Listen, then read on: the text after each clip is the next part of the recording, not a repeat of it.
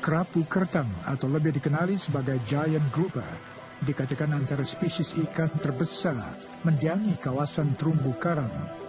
Mampu mencapai berat sehingga 600 kg dan jangka hayat sehingga 60 tahun. Kerapu kertang antara spesies ikan yang menjadi idaman kaki pancing laut dalam. Harga yang tinggi menyebabkan pelbagai usaha dilakukan untuk membiakkan spesies ini. Antaranya ialah menggunakan teknologi hybrid.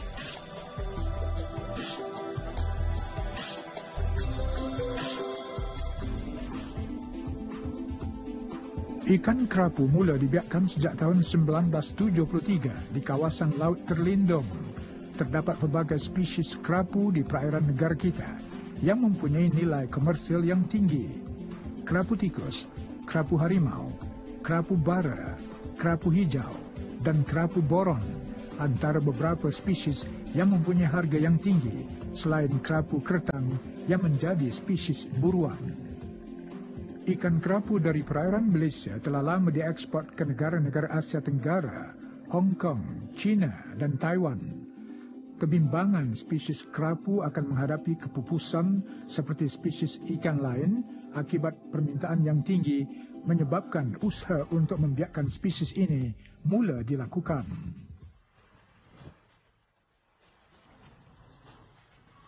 Pusat Teknologi Pembenihan Aquaculture Marine atau FRI yang terletak di Tanjung Demong, Besut, antara agensi yang giat membiakkan benih ikan kerapu.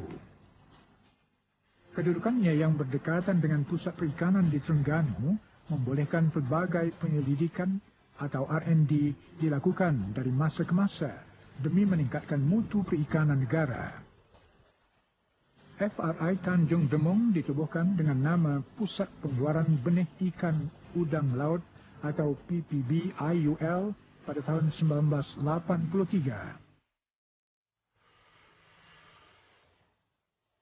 Fungsi pusat ini adalah untuk melakukan penyelidikan teknologi pembenihan aquaculture marine, menyediakan khidmat teknikal dalam pembangunan industri serta mengesahkan teknologi terbaru dalam bidang aquaculture marine. Kewujudan FRI secara tidak langsung sangat membantu dalam peningkatan pendapatan industri perikanan negara AMNIA dan nelayan khususnya melalui pelbagai teknologi baru yang diperkenalkan.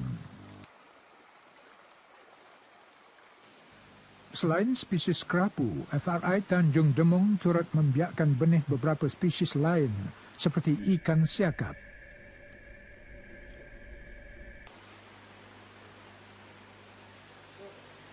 FRI Tanjung Demong memulakan inisiatif pembenihan ikan kerapu pada tahun 1988 dan berjaya mengeluarkan benih kerapu hijau 2 tahun kemudian. Benih kerapu kertang cuba dibiakkan pada tahun 2004, namun menemui jalan yang sukar kerana tahap kematangan induk betina tidak mencapai tahap optimum bagi tujuan aruhan pengeluaran telur. Namun kejayaan penyelidik Universiti Malaysia Sabah, UMS, menghasilkan benih kerapu hybrid membuatkan FRI Tanjung Demong cuba menghasilkan baka hybrid melalui induk jantan kerapu kertang dan induk betina kerapu harimau.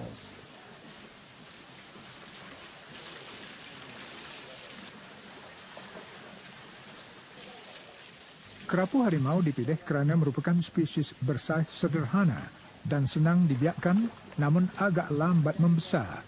Manakala kerapu kertang pula merupakan spesies yang paling cepat membesar namun sukar untuk dibiakkan.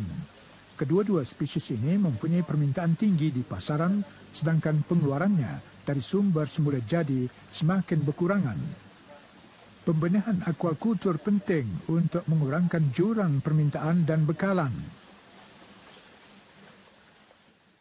Sebenarnya FRI Tanjung Demong setelah 2 dekad beroperasi ini telah mencapai kejayaan dalam 8 spesies pembangunan teknologi pembenihan ikan marine. Antaranya ialah ikan siakap, ikan jenaha, ikan kerapu harimau dan yang terkini adalah ikan kerapu hybrid. Dan selain daripada teknologi pembenihan, kita juga menjalankan R&D, itu penyelidikan dalam bidang dalam sistem-sistem ternakan hatchery.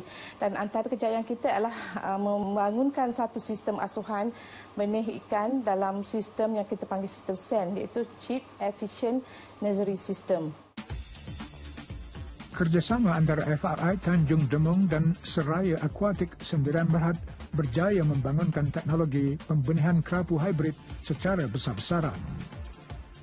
Kerapu hybrid biasanya diternak dalam sangkar atau kolam ternakan dalam tempoh 8 ke 10 bulan sebelum dipasarkan pada saiz 800 hingga 1,2 kilogram.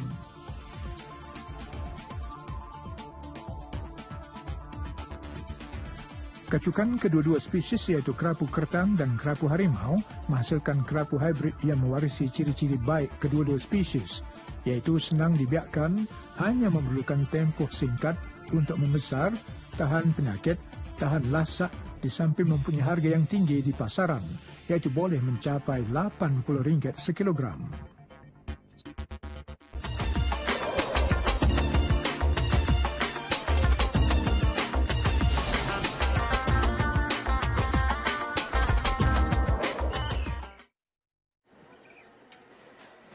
Pendaratan ikan marin mencatatkan penurunan bermula 35% pada tahun 2005 kepada 30% pada tahun 2010. Kemerosotan ini membawa kepada pengurangan bekalan ikan, sedangkan permintaan kepada sumber protein mudah ini sentiasa meningkat saban tahun. Nelayan mula mengalami kesukaran untuk mendapatkan hasil laut akibat penangkapan yang berleluasa. Asia merupakan antara benua terbesar yang membekalkan hasil laut kepada dunia, namun tren ini dilihat telah berubah. Negara China yang menjadi pengekspor terbesar juga terpaksa mengimport hasil laut untuk memenuhi permintaan rakyatnya. Namun industri akuakultur menjadi penyelamat ketika tangkapan hasil marin laut lepas berkurangan. Penternakan hasil laut secara akuakultur mula menggantikan bekalan ikan yang terhad sebelum ini. Projek industri perikanan komuniti oleh pengusaha kerapu hybrid di kampung Ai Tawar, Besut muncul antara projek pengeluaran benih kerapu dan siakap terbaik di Malaysia. Usaha ini antara bukti jasa khidmat masyarakat yang diberikan oleh Jabatan Perikanan AMNY dan FRI Tanjung Demong khasnya kepada perusahaan kecil dan sederhana serta nelayan sekitarnya. Melalui projek ini, lebih 300 penduduk tempatan memperolehi pendapatan sekitar RM2,000 hingga RM3,000 sebulan melalui penjualan benih kerapu hybrid dan siakap. Projek yang dimulakan dengan peruntukan sebanyak RM3 juta melalui unit perancang ekonomi bertujuan untuk membangunkan industri akuakultur dalam pelbagai aktiviti seperti asuhan, ternakan dan industri berasaskan perikanan. Penglibatan penduduk kampung berjaya menjadi penyelamat kepada industri perikanan negara apabila lebih 1 juta benih ikan berjaya dihasilkan untuk menampung permintaan pasaran dalam dan luar negara. Projek yang dipantau rapat oleh FRI Tanjung Demong mendapat tunjuk ajar dari pegawai penyelidik kanan Encik Sufian Mustafa. Induk kerapu harimau betina yang telah sedia untuk mengeluarkan telur akan dilurut pada bahagian abdomen secara perlahan-lahan. Telur kemudian akan dimasukkan ke dalam bekas yang kering. Proses pembiakan yang dilakukan oleh Encik Sufian dibuat secara in vitro, iaitu mani dan telur disenyawakan di luar badan dengan bantuan suntikan hormon. Mani kerapu kertang akan dicampurkan dengan telur kerapu harimau dan dikacau beberapa minit. Telur yang telah tersenyawa akan dimasukkan ke dalam tangki berisi air laut untuk proses pengembangan telur. Selain daripada inovasi terhadap pembenihan pengeluaran benih dan juga sistem, kita juga menjalankan kajian penggunaan bahan alternatif untuk rawatan penyakit ikan. Di mana kita ingin menggantikan rawatan penyakit ikan menggunakan antibiotik atau bahan-bahan kimia yang memudaratkan manusia dan sekarang kepada bahan alternatif berbentuk herbal. FRI Tanjung Demong kini melakukan R&D herba sirih yang dicampurkan dalam pelet makanan ikan untuk mengurangkan risiko terkena penyakit. Antaranya seperti virus VNN atau viral nervous necrosis dan bakteria yang menyerang sirip. Ia selari dengan dunia perubatan moden yang mula cenderung menggunakan bahan-bahan semula jadi untuk merawat penyakit berbanding ubatan sintetik. Kita sekarang dah dalam proses untuk patent Sirih Max, berasal daripada sirih lah. Dan sekarang ni sebenarnya ia diguna pakai oleh peternak-peternak di sekitar pesisiran Besut ni untuk meningkatkan survival ikan tu sendirilah. Sekarang survival dah daripada, kalau kata dulu 50%, dia dapat meningkatkan hingga ke 70% dan 80% lah ke depan tanpa menggunakan antibiotik. Kumpulan penyelidik FRI Tanjung Demong melakukan pemantauan berkala bagi memastikan baka ikan yang dibiarkan tidak dijangkiti penyakit. Dasar pengeluaran akuakultur negara mensasarkan pengeluaran sebanyak 13,6 bilion ekor dengan kadar pengeluaran tahunan sebanyak 11,2% menjelang tahun 2020. Bagi menyokong dasar ini, salah satu faktor penting yang perlu diambil kira ialah pengurusan induk ikan yang bebas penyakit, meliputi aspek pemakanan dan nutrisi ikan. Usaha penyelidik FRI Tanjung Demong menggunakan bahan herba untuk mengelakkan penyakit akan membantu mengurangkan risiko kerugian yang terpaksa ditanggung oleh pengusaha PKS sekiranya benih ikan rosak dan ikan dijangkiti penyakit. Jika tidak, baka ikan yang ada berpotensi untuk dijangkiti patogen bakteria dan virus seperti white spot syndrome dan early mortality syndrome. Pengambilan bahan herba sebagai ganti antibiotik kepada ikan akan membantu mengatasi masalah utama pengusaha, iaitu kebergantungan kepada makanan ikan yang diimport yang mempunyai bahan kimia tinggi seperti formalin atau pengawet makanan yang boleh menyebabkan kerosakan hati, ginjal dan limpa jika diambil dalam jangka masa panjang. Negara pengimport seperti Kesatuan Eropah mempunyai syarat ekspor komoditi ikan yang ketat, termasuk ladang perlu mempunyai sijil amalan akuakultur baik dan pelan biosecurity ladang. Kita tahu bahan-bahan kita sekarang kalau kita pasarkan ke antarabangsa menggunakan bahan-bahan antibiotik dan kalau peternak tidak mengikut dia punya withdrawal period, pasaran itu akan dipulangkan balik. So kebanyakan pasaran udang Malaysia sekarang, kebanyakan dah banyak kali dia dah hantar balik disebabkan oleh residu antibiotik yang ada dalam udang itulah. Dan kalau kita import benih daripada makanan daripada negara jiran, kita melihat kandungan formalin di dalam ikan yang kita makan, ikan itu adalah sangat tinggi lah. So that is why we want to replace bahan kimia dan antibiotik dengan herbal medicine lah. Kejayaan pembiakan benih kerapu hybrid menyebabkan FRI Tanjung Demong giat membiakkan benih ikan lain seperti siakap. Walaupun harganya agak rendah berbanding ikan kerapu, namun siakap turut mendapat permintaan yang tinggi.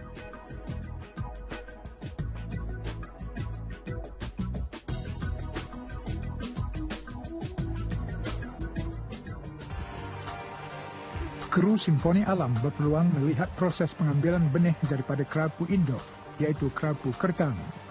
Semasa proses ini dijalankan, ikan haruslah berada dalam keadaan stabil tanpa sebarang tekanan.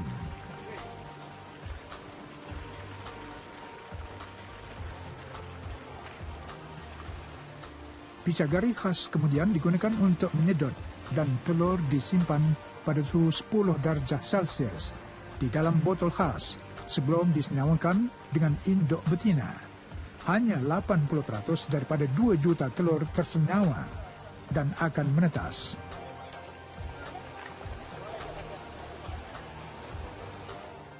Yang kita pilih ialah dari spesies giant grouper dikacukkan dengan tiger grouper sebab dia mempunyai kadar pembesaran yang cepat berbanding dengan kerapu-kerapu lain lah yang ada yang memakan masa 2 tahun untuk mencapai saiz pasaran. Tapi kacukan kerapu kertang dengan kerapu harimau ni dia boleh mencapai saiz pasaran hanya dalam 8 bulan hingga 12 bulan saja. Hari ini pelajar-pelajar dari Universiti Malaysia Kelantan dan Politeknik Jeli yang menjalani latihan praktikal di FRI Tanjung Demong berpeluang merasai sendiri pengalaman melakukan persenyawaan benih kerapu hybrid. Induk betina diurut lembut perutnya bagi mengeluarkan telur ke dalam bekas bersih. Telur ini kemudian digaul dengan bulu ayam dan dibasuh menggunakan air laut sebelum dipindahkan ke tangki pengeraman.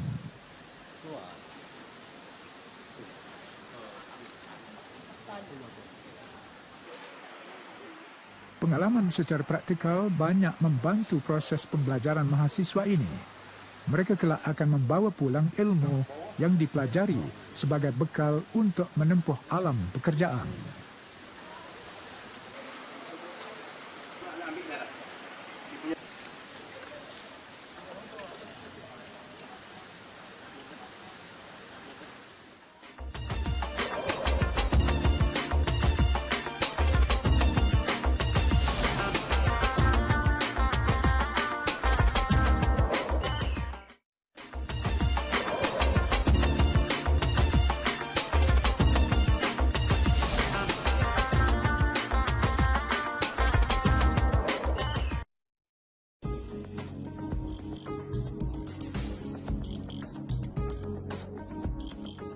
Setelah teknologi ni kita bangunkan, kita transfer teknologi ni kepada peternak-peternak yang berminat lah. Yang kita develop ialah di kawasan-kawasan sekitar dahulu, kan, supaya mudah kita nak untuk tuju ajar. Khidmat nasihat yang kita bagi ialah dari segi pemantauan mutu air, pemantauan dari segi penyakit dan juga dari segi bagaimana untuk menghasilkan hybrid itu sendiri, kan, daripada induk sampai 4 inci lah.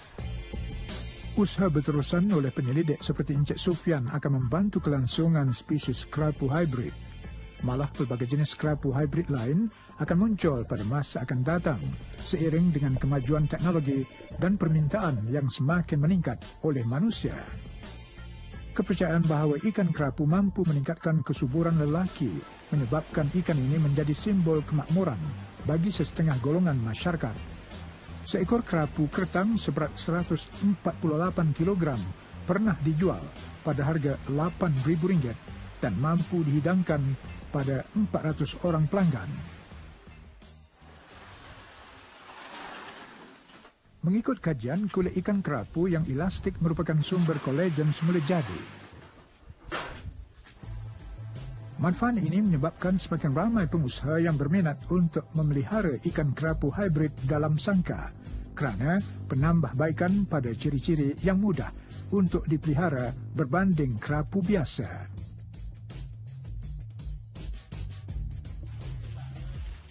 Ikan kerapu hybrid yang dihasilkan dari gabungan 2 sistem ternakan ini tidak mengalami masalah bau lumpur seperti yang sering dialami oleh ikan yang dihasilkan dari ternakan dalam kolam. Kaedah ternakan ini juga akan memberi beberapa kelebihan seperti kadar tumbuhsaran yang lebih cepat serta peratus hidup yang lebih tinggi. Pertambahan jumlah penghasilan kerapu hybrid akan membantu menggalakkan penduduk menikmati hasil laut dalam negara berbanding ikan import. Ia sekaligus membantu menjana pendapatan penduduk sekitar dalam usaha menyediakan negara sebagai negara pengeluar makanan sendiri tanpa bergantung kepada hasil makanan import.